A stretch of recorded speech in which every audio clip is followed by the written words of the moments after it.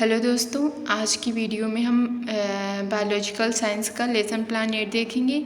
Guys, इसके पहले मैंने बायोलॉजी के 7 लेसन प्लान प्रोवाइड करा दिए हैं और फिजिकल साइंस के 2 लेसन प्लान प्रोवाइड कराए हैं। तो अगर आपने अभी तक नहीं देखा है तो मैं वीडियो के डिस्क्रिप्शन में प्लेलिस्ट का लिंक दे दूँगी, तो आप वहाँ से जाके देख सकते हैं। तो चलिए बिना टाइम वेस्ट किए वीडियो स्टार्ट करते हैं।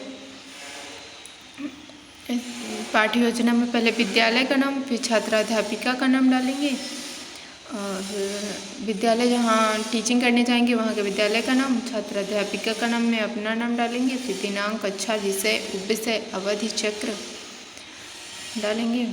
फिर आता है हमारा प्रकरण है आज का रोग, डिसीज। उसके बाद हम सामान्य उद्देश्य और विशिष्ट उद्देश्य लिखेंगे।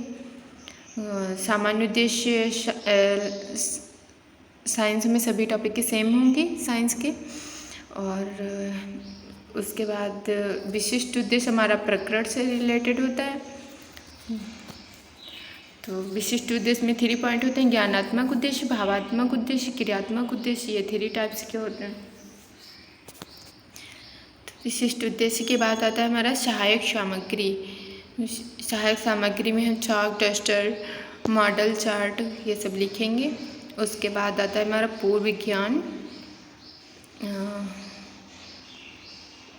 कि बच्चे रोग के बारे में सामान्य जानकारी रखते हैं या कुछ जानकारी रखते हैं। उसके बाद प्रस्तावना प्रश्न बच्चों से करेंगे। प्रस्तावना प्रश्न में 3 कॉलम बनेंगे।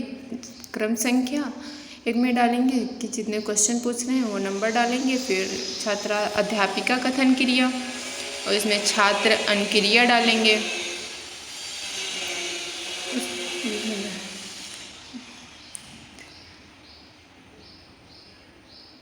प्रस्तावना प्रश्न में हमारा लास्ट वाला क्वेश्चन बच्चों के लिए समस्यात्मक होता है। वो अपने प्रकरण को स्टार्ट करने के लिए प्रस्तावना प्रश्न करते हैं बच्चों से। उसके बाद आता है हमारा उद्देश्य कथन कि बच्चों आज हम रोग के बारे में विस्तृत अध्ययन करेंगे। उसके बाद प्रस्तुतिकरण, इसमें 5 कॉलम बनते हैं। शिक्षण बिंदु, छात्राध्यापिका क्रिया, छात्र छात्रा अनुक्रिया, संपटकार, शिक्षण विधियाँ।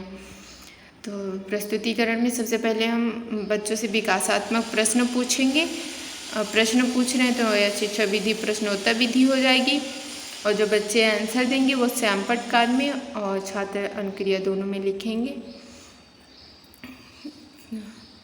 क्वेश्चन करेंगे। फिर लास्ट वाला क्वेश्चन मेरा बच्चों के लिए समस्यात्मक होगा, वही हमारा शिक्षण बिंदु हो जाएगा कि रोग तथा स्वास्थ्य की परिभाषा की व्याख्या। तो बच्चों को स्पष्टीकरण देंगे। शिक्षा विधि हमारी स्पष्टीकरण विधि हो जाएगी। फिर बच्चों से बोध प्रश्न पूछेंगे। स्पष्टीकरण कंप्लीट होने के बाद बच्चों से बोध प्रश्न करते हैं कि बच्चों के कितना समझ में आया है। उसके बाद फिर बच्चों से अगले शिक्षा बिंदु पे जाने के लिए फिर बच्चों से विकासात्मक प्रश्न पूछेंगे।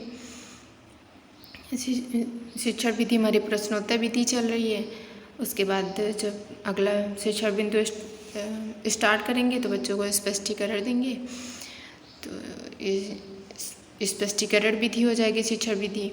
बच्चे ध्यानपूर्वक सुनेंगे और जो स्पष्टीकरण जब दे रहे होंगे तो जो एग्जाम्पल होंगे या कोई मेन पॉइंट होगा तो वो हम ब्लैक बोर्ड पे लिखेंगे। तो ये संपटकार में लिख दिए। उसके बाद स्पष्टीकरण कंप्लीट हो जाएगा। फिर हम बच्चों से बोध प्रश्न करेंगे कि बच्चों के कितना समझ में आया है। अगर बच्चों के समझ में आ गया तो ठीक है, नहीं समझ में आया तो फिर से रिवाइज करेंगे उनको।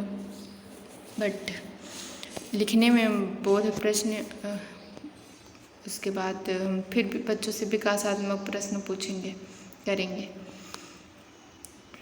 तो अगला शिक्षा बिंदु है हमारा रोगों के प्रकारों की व्याख्या। ये स्पष्टीकरण है।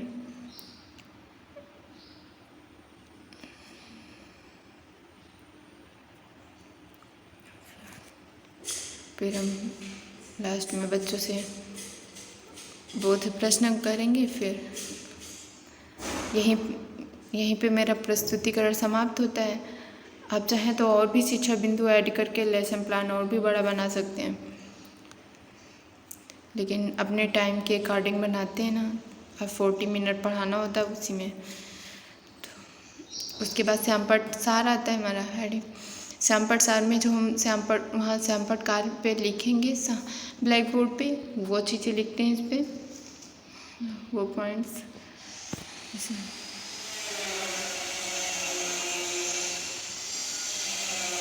उसके बाद श्यामपट्ट सार के बाद आता है हमारा मूल्यांकन प्रश्न। श्यामपट्ट सार जो होता है वो हम बच्चों को रिवाइज कराते हैं एक बार, लास्ट में सारे पॉइंट लिखते हैं। फिर जब प्रस्तुतिकरण समाप्त हो जाता है, बच्चों से बहुत प्रश्न कर लेते हैं, तो फिर रिवाइज कराते हैं बच्चों को। उसके बाद हम बच्चों से फिर मूल्यांकन प्रश्न पूछते हैं। फिर आता है हमारी हेडिंग मूल्यांकन प्रश्न। तो बच्चों से 4-5 मूल्यांकन प्रश्न करेंगे। फिर गृह कार्य,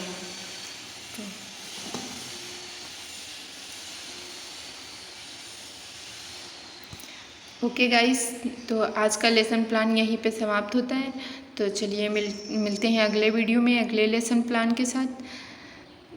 thank you, thanks for watching this video and subscribe to my channel Nikira academy. Thank you.